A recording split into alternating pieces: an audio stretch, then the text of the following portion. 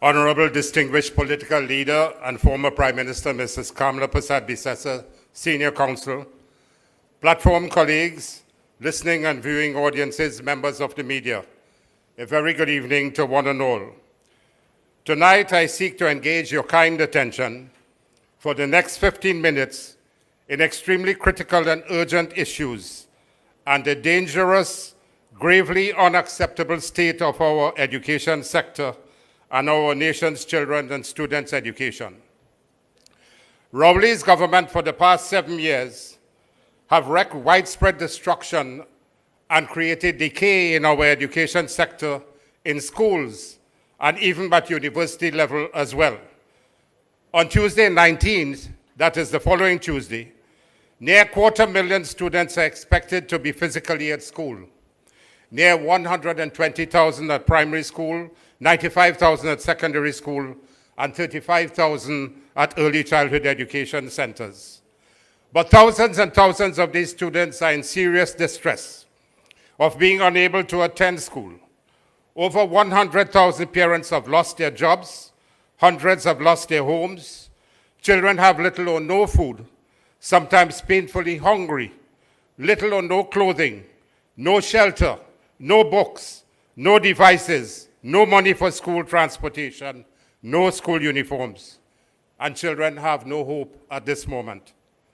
Yet this destructive, vicious, callous, uncaring, heartless government of dictatorship and autocracy does nothing, cares nothing, and will do nothing to help these loving and unfortunate children and students. Thousands would be unable to attend school next Tuesday. This Rowley government has in 7 years deprived generations of students from their just due of a high quality, equitable, and accessible education. Prime Minister Rowley and his government have destroyed the hopes, the dreams, and aspirations of generations of students by failing to close the gap between failure and success long before COVID, the previous 5 years. Generations of students' education have been wiped out. About 34,000 students have left school within the last 2 years of this COVID pandemic, having lost their education in these 2 years, lost to the world of work, unable to gain employment, and now accessible to the many gangs that are pervasive in our society. This Rowley government has done absolutely nothing to provide a meaningful quality education during his 7 years of governance so far, of woeful mismanagement, incompetence, widespread corruption, and nepotism. He and his team have reversed all the significant gains that were made by the People's Partnership government under Prime Minister Kamala Prasad Bisesa between 2010 and 2015. Reversed that precipitously within 1 year. We were standing proud and confident side by side with leading education nations globally, like Singapore, South Korea, Hong Kong, Scandinavian countries like Finland.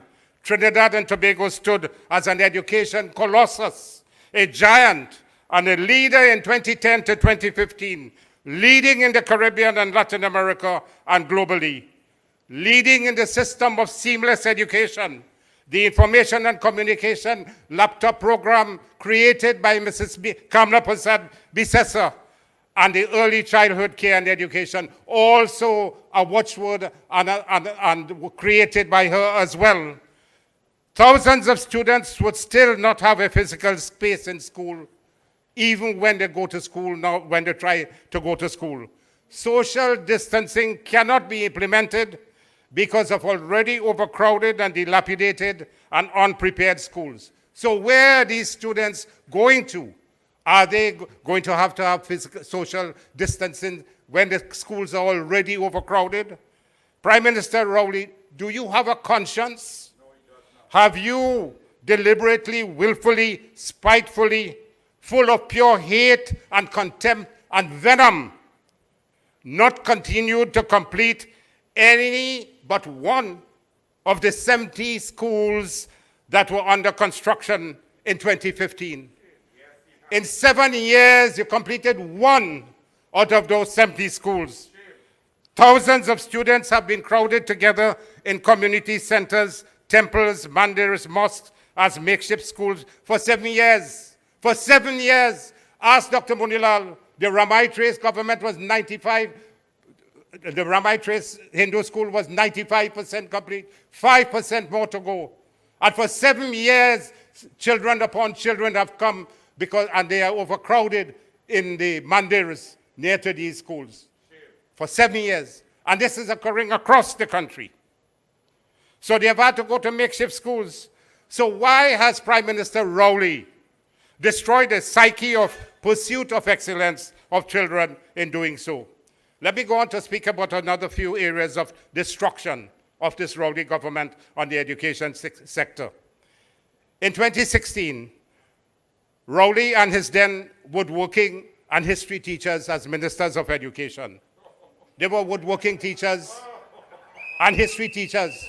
They were your ministers of education between 2010 and 2015. Could you understand why in 1 year everything fell down? And presently former Costa teacher, now minister, have and are now continuing the widespread destruction of our students' education. Unable to even solve a simple presidential award in SEA recently, amongst the many other simple issues they cannot deem to solve. That is the extent of the competence within, or the incompetence, the gross incompetence within the Ministry of Education. In Prime Minister Rowley's first year, he was calling the students dunces and monsters. He and his ministers had precipitously reversed all the wide and far-reaching internationally acclaimed significant gains in our education sector of 2010 and 2015 under Prime Minister Mrs. Bisesa, Kamala Prasad Bisesa. They spitefully, wrongfully, vindictively, and maliciously destroyed the laptop program, which was a laptop for every child entering secondary school. Not one laptop has been given in 6 years under this PNM regime. They're shamelessly begging the corporate sector and the private citizens to help to provide laptops and IT devices for children. Could you understand a government begging the private sector and corporate sector to give laptops for the children? Shameful. During this pandemic, they would have saved approximately 500 million from no school feeding program for 2.5 years. 80 million saved in school transportation because they didn't have to transport any school children. And another 100 million in school security during the 2-year pandemic because the school security was not needed, 9 security officers in 1 school. Near 600 million was saved in the pandemic, but they have no shame, they have no dignity, they have no character as a government, begging publicly for help in purchasing laptops and IT devices for students. While students were suffering at home, deprived of any education via the internet, over 100,000 students were unable to access the education because of no devices or internet connectivity over a 2-year period. They allowed the 120 secondary schools' computer classrooms to be non-functional even during the first year. The IT systems in schools and Wi-Fi and internet connectivity platforms became non-functional also within the first year. The audiovisual rooms with interactive whiteboards were not maintained. There was no textbook procurement for 7 years. They didn't buy 1 textbook for a child during 7 years. Mrs. Kamala Prasad Bisesa, as Prime Minister of this country, provided over 2 million textbooks to the students. Every child in every class, in every school, receive a textbook for their subject. They destroy the primary school curriculum. They remove morals and values and ethics and citizenry development and character development, which were very much needed to build the students' psyche and let them understand what discipline is about. But you could understand why there's serious indiscipline in schools now. Because PNM is not accustomed to these type of things, so they removed it. They destroyed the continuous assessment component evaluation, which was introduced to provide improved performances of students in standards 3 and 4 to reduce their SEA stress. They stopped the parenting and education workshops depriving thousands of parents in the training of a parent-child relationship in education. Critically important that the parents must be with their children during the education process. And we under the UNC had parenting and workshop programs for thousands of parents. We had over 100,000 parents coming together to learn how to manage their children. Chaos evolved in the school feeding program. Thousands of students were deprived of meals in schools under Rowley's watch. There was chaos also in the school transport system. They were never paid the money owed to the maxi taxi drivers. Ladies and gentlemen, in the Student Support Services Division, which is important for getting the character of the students, understanding their problems and difficulties, they dismiss hundreds of school social workers, guidance officers, guidance counselors, and even clinical and behavioral psychologists who could be there now helping these students in their mental problems. They failed to proceed with the expanding 21st century classrooms in partnership with Samsung. We were going guns in IT, leading the world in IT. They discontinued the Virtual Education Center in Trinidad and Tobago, which was an IT leader. We were the center for virtual educa in Latin America and the Caribbean, and they closed it down. We had trained almost 1,500 ECC teachers to fill our ECC schools in degrees and in certificates. They have not trained one since then. They destroyed the GATE program and certainly introduced dirty politics, dirty and nasty politics in an invaluable human capital development program. Education under the guise of cost. They stopped funding the PhD students. Tech-work education was brought to a halt in MIC and SDP National Skills Center, and also down to a minimum from 106 schools on our time to 40 schools doing tech-work education. They reduced open and national scholarships from approximately 500 per year under Kamla Prasad Bisesa prime ministership and the PP government down to 50 per year. They introduced the subterfuge bursary program, another PNM slush fund program to assist who? You know who? PNM supporters. Something they are very familiar with, this unholy, corrupt practice.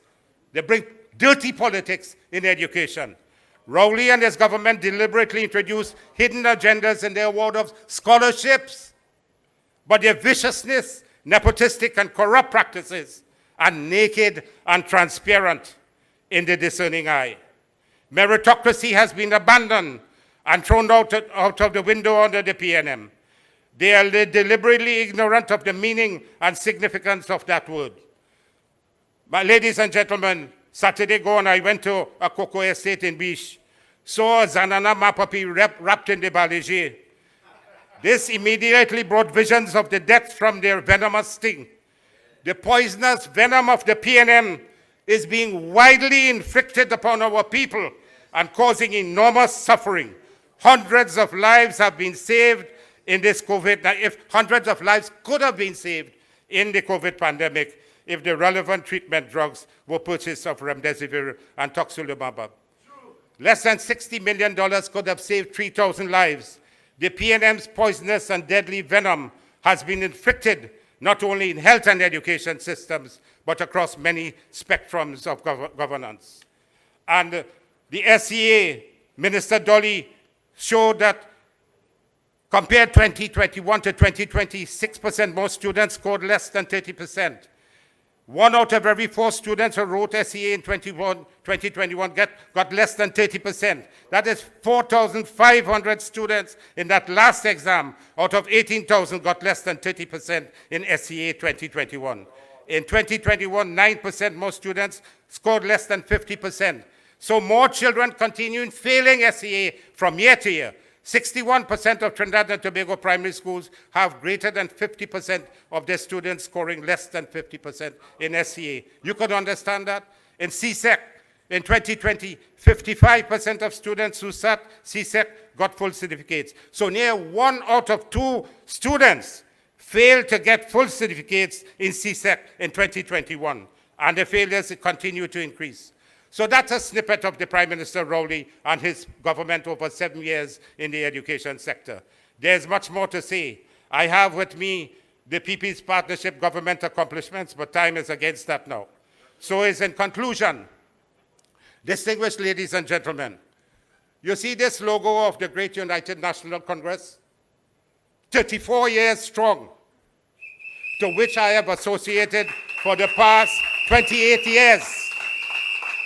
It is the one great party with a proven brilliant track record of excellent performance and great achievements during these 2 terms of governance under Basdev Pandey and Kamla Prasad-Bissessar.